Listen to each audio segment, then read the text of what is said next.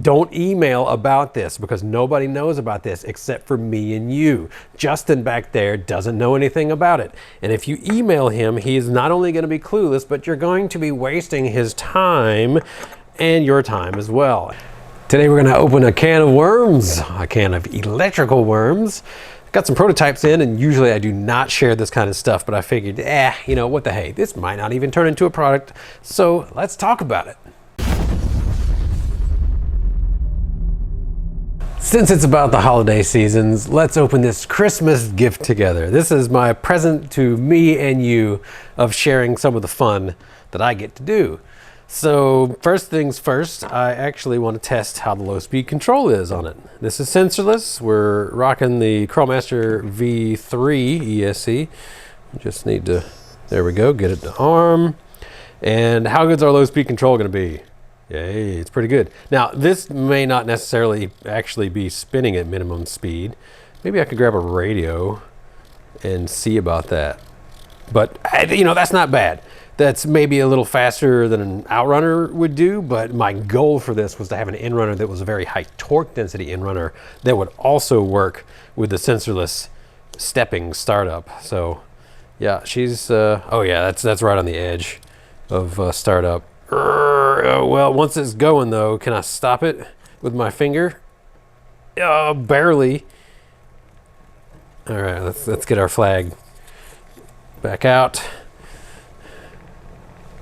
I mean, it's gonna be slow enough for most people. This is far slower than a brushed motor can go, I can tell you that much. And what I'm wondering is, when does it transfer over? So maybe you can or cannot hear. You probably can't hear. Let's let it vibrate on the table. We do have some vibration frequencies, or whatever you would call it. And with the AM32 startup, it's running just dead cold though. That's awesome, which is what I was hoping for. What was I talking about? Oh yeah, harmonics. Yeah, so the AM32 will cause harmonics, especially on motors with really high detent torque.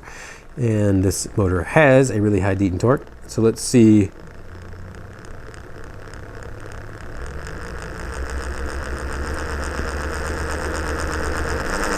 There we go. There's our transition from stepping startup into sine mode. There's a little bit of hiccup, but driving, I don't think I'd even notice. When you load it down, it's much less noticeable. I think we may also have a little bit of bearing noise, or is that, let's say, is that the flag just hitting the motor top?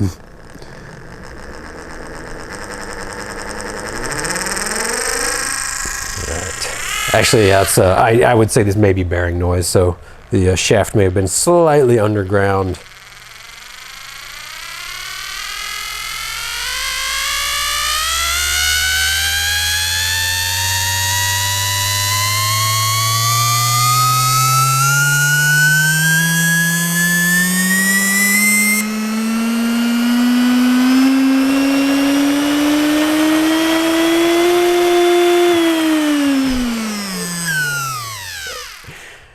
I also didn't tell you that I got really high KVs on these. So what I'm going for is a motor that starts up really smooth with the AM32, but also isn't limited in commutation frequency like our, you know, like a 14 pole is going to be, or even our current 10 pole in runners. It has a lot of limitations, and I'm not going to talk too much about those specifics because it's kind of the secret sauce of what I'm trying to do here. But I am still going to open this up, and we're going to just check out essentially if they followed my instructions.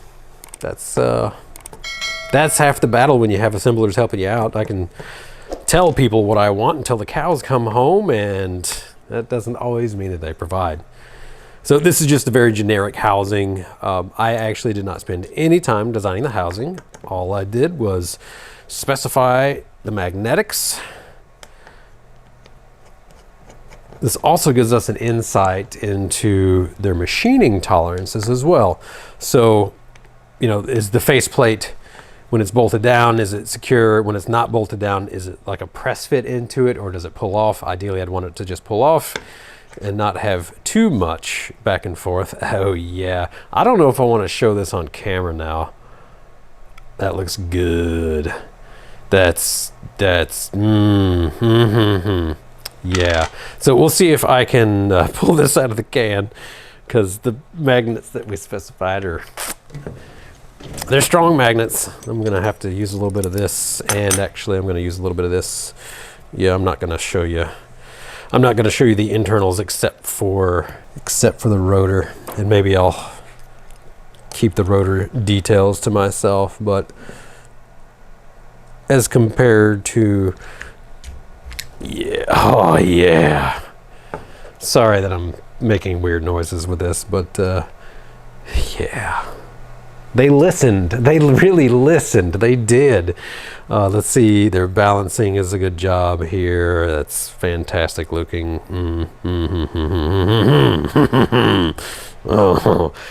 We even have concentric winding instead of distributed winding too.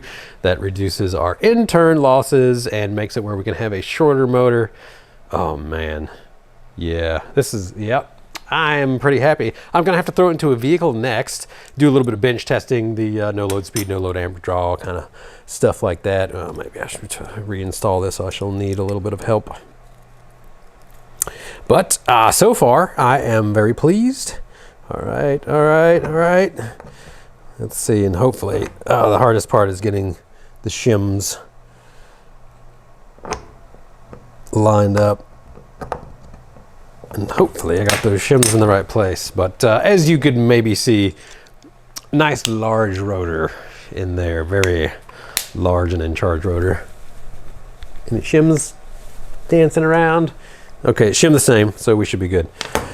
All right, well, I'm not going to tell you too many more details about this because I need to test it. So it will become a product, it might not. Who knows? It needs more testing. We need to see how it performs compared to our existing lines. And ideally, what I would try to do is make something that performs better at a same or lower price point. And that's kind of where I'm going with this, is that if I can increase our performance and lower our price at the same time, that would be a super big win. No promises though. Again, normally I wouldn't show this. Don't ask me. Please don't email about it. Don't email about this because nobody knows about this except for me and you. Justin back there doesn't know anything about it. And if you email him, he is not only going to be clueless, but you're going to be wasting his time and your time as well. And we don't want that. So don't email us about this. To reiterate, don't email us about this.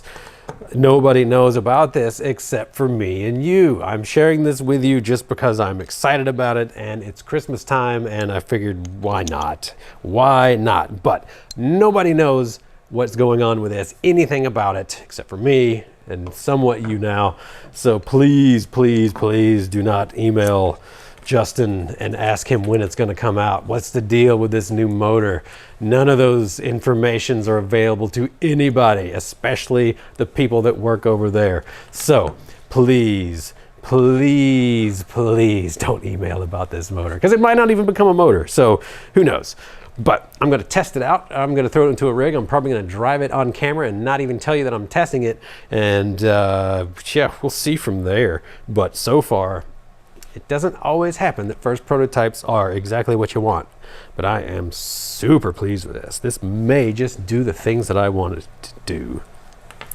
So if you have any questions that are not in relation to this motor, leave them down below and we will do our best to get to them or ignore your questions if they're about this motor.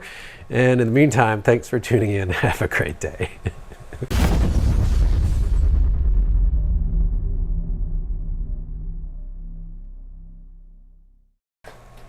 But you're liking it, huh?